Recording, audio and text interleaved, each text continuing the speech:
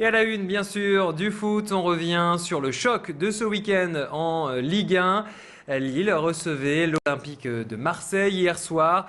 Les Dogs se sont inclinés à domicile 3-1. Les Lillois se sont pourtant bien battus, menant le match à la fin de la première mi-temps grâce à un but de Yohan Cabaye à la 26e. Loïc Rémy a ouvert le score pour les Marseillais à la 53e, à la 71e. Lucho a poursuivi le travail et Rémy a achevé les Dogs en fin de partie. Score final 3-1. Grâce à cette victoire, l'OM remonte à la 2e place au classement, on va le voir. Le LOSC, quant à lui, redescend à la 8e place. Si vous avez raté ce match, séance de rattrapage sur notre antenne, nous rediffusons toute la semaine et ce, dès ce soir, la rencontre après le flash de 21h. Dramatique accident à Armentières hier après-midi. Un enfant de 3 ans est tombé du 3e étage d'une résidence, une chute de plus de 12 mètres. Le garçon a été rapidement emmené au CHR de Lille. Il souffrirait d'une fracture au tibia, mais ses jours ne seraient pas en danger. Selon les premiers éléments, pendant un moment d'inattention de sa mère, le petit garçon aurait pris un tabouret pour accéder à la fenêtre ouverte avant de chuter. 300 jours déjà qu'Hervé Guéquière et Stéphane Taponnier sont retenus en otage en Afghanistan. Nos confrères de France 3 ainsi que leurs 3 accompagnateurs ont été enlevés le 30 décembre dernier alors qu'ils effectuaient un reportage pour le magazine Pièces à conviction dans la province de Kapisa au nord-est de Kaboul. Hervé Guéquière est originaire de Marc-en-Barœul et la métropole poursuit sa mobilisation. Après la grande soirée de soutien organisée vendredi soir par le Club de la Presse, Saint-André s'engage. Hervé Guéquière et Stéphane Taponnier sont devenus aujourd'hui citoyens d'honneur de la ville. Vous allez le voir, une grande banderole à leur effigie a également été déployée sur la façade de la mairie, ainsi qu'un lâcher de ballon qui a été organisé.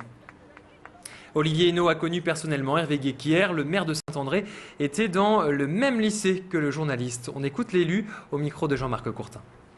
On était ensemble au lycée Carnanec à Marc et puis au club de rugby. Donc on a vécu ensemble notre adolescence, notre scolarité et puis aussi une aventure sportive. Donc évidemment ça ne peut pas me laisser insensible. Et ce soir, un grand concert sera donné au Zénith de Paris avec entre autres Alain Souchon, Zazie ou Calogero. On revient sur la réforme des retraites qui devrait être votée ce mercredi, ce matin. 7 députés et 7 sénateurs se sont réunis en commission paritaire et ont élaboré un texte de compromis. Le vote définitif devrait donc intervenir ce mercredi. Du côté des cheminots, on poursuit le combat malgré tout. Cette nuit, des syndicalistes de la CGT ont bloqué un chantier à la gare de la Madeleine entre 22h et 2h du matin. En ces vacances de la Toussaint, le trafic restera perturbé. En ce mardi 26 octobre, vous le voyez, il y aura 89% de TER, service normal pour les TGV Nord, les TERGV, les TGV province-province, sauf sur certaines lignes. D'autres perturbations observées également pour les Corail Intercités. Service normal pour les Eurostar. Et la menace de pénurie de carburant plane toujours sur la France. Dans la métropole, de nombreuses stations-service sont toujours en panne sèche. Ce lundi, le carburant le plus dur à trouver reste le gasoil. Ce week-end, pour assurer les départs en vacances de la Toussaint, les nordistes étaient nombreux à traverser la frontière pour s'approvisionner. Les pompistes belges ont donc fait le plein de clients, bien sûr. On écoute ce gérant d'une station à essence à Moucron au micro d'Élodie Bernachon. On a encore de la chance parce qu'on a encore l'opportunité de se faire livrer même le week-end. On peut être livré 7 jours sur 7.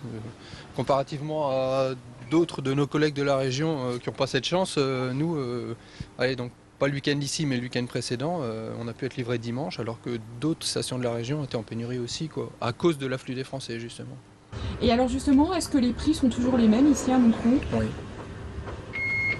Il n'y a pas de changement ? Non. Bon, les changements habituels qui se font d'habitude, mais c'est tout Cette info pratique sur Grand Lille TV. Depuis le 5 octobre, je vous le rappelle, il faut ralentir sur une partie du périphérique est de Lille. La vitesse a été réduite de 70 à 50 km/h dans le sens Paris-Lille, juste avant la sortie Aura-Lille. Le Conseil général a pris cette décision après une série de 3 accidents en début du mois. Des accidents dus notamment à une chaussée glissante les jours de pluie. Plus d'explications au micro de Jean-Marc Courtin. La limitation de vitesse qu'on a mise en œuvre, elle est consécutive à des accidents qui se sont produits le 2 octobre. La première hypothèse, c'est une vitesse excessive et donc une perte de contrôle liée à une vitesse excessive puisque la vitesse est limitée à 70 km/h. La deuxième, ce serait que la chaussée soit glissante. Notamment, ça se produit lorsqu'on a des épisodes secs assez longs, ce qui a été le cas à la fin du mois de septembre, début du mois d'octobre. Et ensuite, une pluie, on peut avoir un phénomène de glissance, c'est les enrobés, les poussières de pneus, etc. qui viennent s'accumuler, qui font un aspect glissant. Et donc les usagers, même quand ils respectent les vitesses, peuvent éventuellement perdre le contrôle. Et donc c'est ça qu'on va mesurer, qu'on va contrôler et qu'on va essayer de contrecarrer. Et on termine ce flash avec cette tradition en cette période de l'année, surtout dans notre région. Les brasseurs présentent leur nouvelle bière de Noël. Chez les Castelins, la fin d'année fait la part belle aux blondes. 3 types de maltes différentes étaient utilisés pour fabriquer cette bière à 7,7 degrés. Ce qui donne à cette blonde de Noël une jolie teinte dorée. Présentation de cette 33e cuvée de Noël au micro de Frédéric Regnault. C'est toujours carte blanche aux brasseurs pour faire une belle recette, que ce soit pour les bières de Noël ou pour la bière de printemps, de façon à redonner, on va dire, un petit peu d'enthousiasme, à trouver des produits qui sont différents, à trouver des goûts qui conviennent au public, parce qu'on sait que les goûts changent avec les consommateurs. Et là, on a une bière qui est à la fois très douce, qui est agréable à boire, qui a quand même une bonne teneur en alcool, qui fait 7,7 degrés. Donc c'est une bière très agréable à boire avec un goût de froment et assez fruité en bouche. La blonde de Noël à consommer bien sûr avec modération. C'est la fin de cette édition. Tout de suite la météo.